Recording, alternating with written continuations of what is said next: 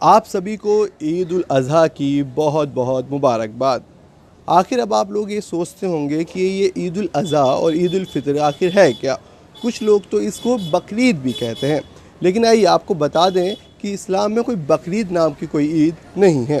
اس کا اصل نام جو اس عید کا ہے اس کو کہا جاتا ہے عید الاضحیٰ، یعنی ایک جانور کی قربانی۔ آئیے آپ کو اس کی پوری ایک ہسٹری بتاتے ہیں کہ یہ آخر عید الاضحیٰ اور عید الفطر میں کیا فرق ہے۔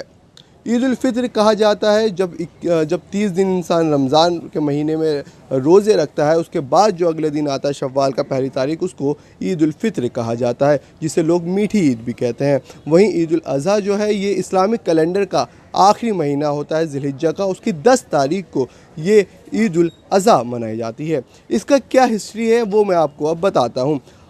تقریباً ہزاروں سال پہلے جو محمد صاحب سے پہلے جو اور بھی پیغمبر آئے تھے وہ تھے حضرت ابراہیم، جو اسلام میں ایک پیغمبر مانے جاتے ہیں۔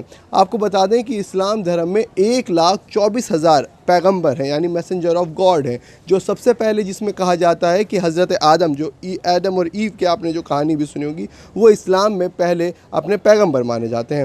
وہیں جو آخری پیغمبر ہیں وہ ہیں محمد مصطفیٰ صلی اللہ علیہ وسلم، جو آخری پروفٹ کہا جاتا ہے۔ ان سے کئی جو پہلے جو آئے ہوئے ہیں پیغمبر، ان کا نام تھا حضرت ابراہیم علیہ السلام، جسے پوری دنیا میں ہر جو مسلم ہوتے ہیں وہ انہیں حضرت ابراہیم کو مانتے ہیں۔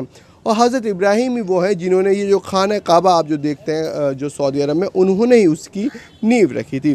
تو وہ یہ کس طریقے سے عید الاضحیٰ کی شروعات ہوئی آپ کو اب یہ بتاتے ہیں۔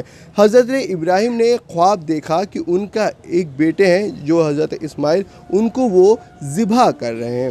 اب لیکن وہ خواب ایک اتنا بڑا خواب تھا، کیونکہ وہ پیغمبر کو خواب آ رہا ہے، یعنی ایک پروفیٹ جو ہیں ان کو خواب آ رہا ہے، تو انہوں نے یہ بات اپنے بیوی کو بتائی اور انہوں نے پھر بچے کو بھی بتائی۔ اسی طریقے سے ایک بار نہیں، تقریباً کہا جاتا ہے کہ 3 مرتبہ تین بار ان کو اسی طریقے کے خواب نظر آیا، جس کے بعد ان کی بیوی بھی اور ان کے بیٹے وہ دونوں اتنے قربانی کے لیے کہا کہ بابا اگر آپ کو یہ خواب نظر آیا تو ضرور اس وقت میں پروردگار کی کوئی مرضی ہوگی۔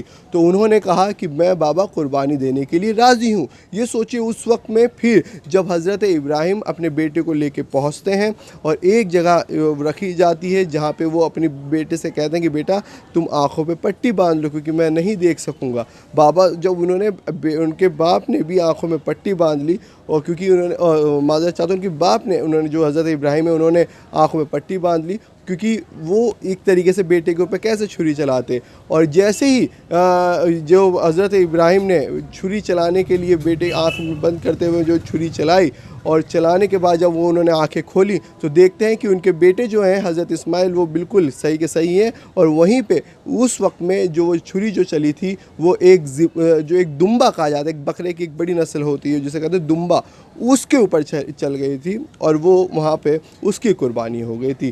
تو تب سے لے کے اب تک، یعنی جب سے لے کے زیادہ جو پروفٹ محمد صاحب نے کہا گیا کہ ان کے ذریعے کہ یہ جو عید الاضحیٰ ہے تب سے یہ منائی جاتی ہے کہ یہاں پہ ہر سال پہ ایک جو اپنی قربانی کی اس میں دکھانا ہے، اس میں لوگوں کو یہ دکھانا ہوتا ہے کہ پروردگار ایشور اے اللہ، ہم تیرے لیے قربانی دینے کے لیے راضی ہیں۔ تو وہ ایک جانور کی قربانی دی جاتی ہے، اور وہ آپ دیکھیں گے ہر پورے دیش میں نہیں ودیش میں پوری دنیا میں جو بھی اسلام دھرم کے چاہنے والے ہوتے ہیں جو مانتے ہیں وہ یہ قربانی دیتے ہیں۔ اسی طریقے سے اور بھی نیوز کے لیے آپ بنے رہیے ہمارے ساتھ۔ میں علی عباس نقوی، ND TV کے لیے۔